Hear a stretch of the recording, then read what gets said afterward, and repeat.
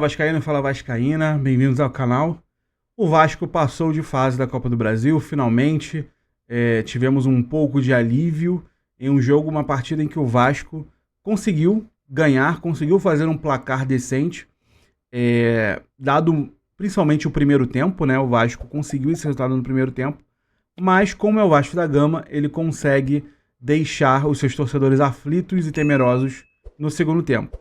Então o Vasco conseguiu fazer o belo resultado no primeiro tempo, 3-0, ótima atuação de Ryan, ótima atuação de Felipe Coutinho, ótima atuação de Tietê, tá? Jogadores que se destacaram para mim nesse primeiro tempo, o Jair também. É impressionante como o Jair tem uma qualidade no passe absurda, que é uma das prioridades do Fernando Diniz. O Fernando Diniz ele gosta de volantes que tenham qualidade no passe, ao contrário do Hugo Moura, tá?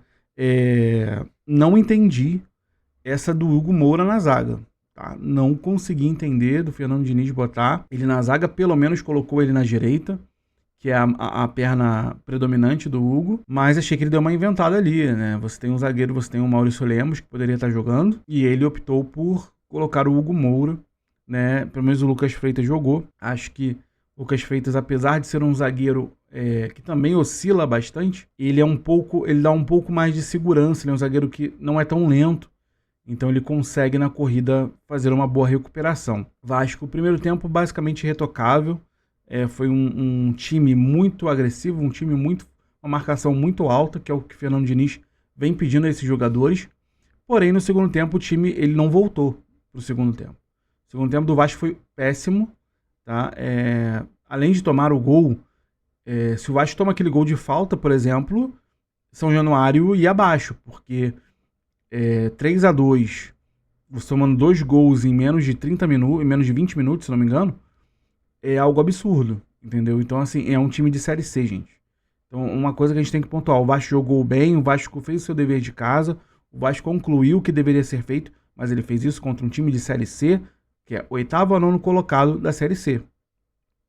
Não é para ter alegria além da classificação, que o torcedor tem que comemorar, claro, mas não é pra gente se iludir achando que o Vasco ele teve um grande avanço. A gente tá falando de um time de Série C. O Vasco pega domingo o Atlético Mineiro. Aí sim é uma prova de fogo.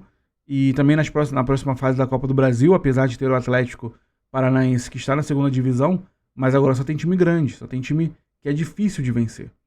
Então o Vasco ele precisa entender que o jogo que ele fez contra o CSA no primeiro tempo, primeiro, ele precisa fazer jogos assim contra times de Série A.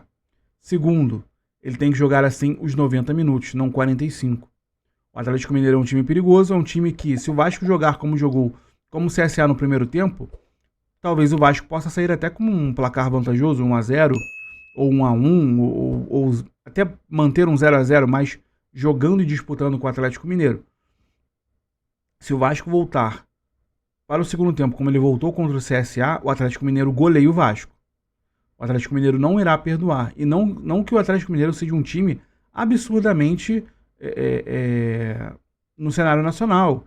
Não que o Atlético Mineiro seja um time como é, por exemplo, o Flamengo, como é, por exemplo, o Cruzeiro no atual momento, como é o Palmeiras em muitas situações, e como é o Botafogo também, em diversas situações. Não que o Atlético Mineiro seja esse time, mas o Atlético Mineiro tem um elenco de qualidade muito acima do Vasco. O elenco do Atlético Mineiro é melhor do que o Vasco.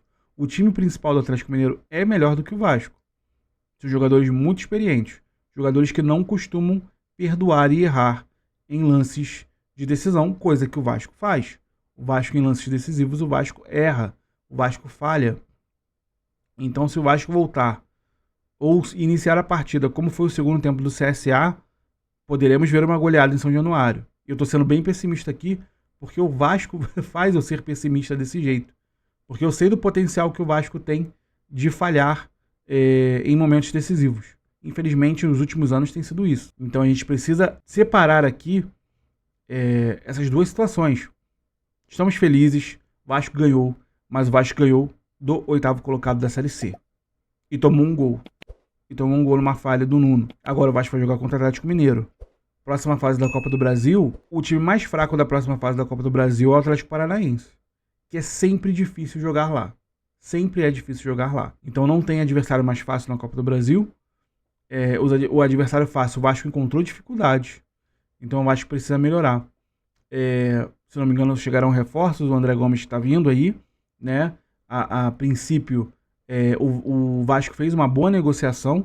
O temor era que o Vasco fosse pagar mais de 30 milhões, uma obrigação de compra, mas segundo detalhes aí do Pedrosa, o contrato protege o Vasco, então se o cara não desenvolver, não fizer um bom cumprimento de metas, o Vasco não tem a obrigatoriedade de compra. Isso é excelente.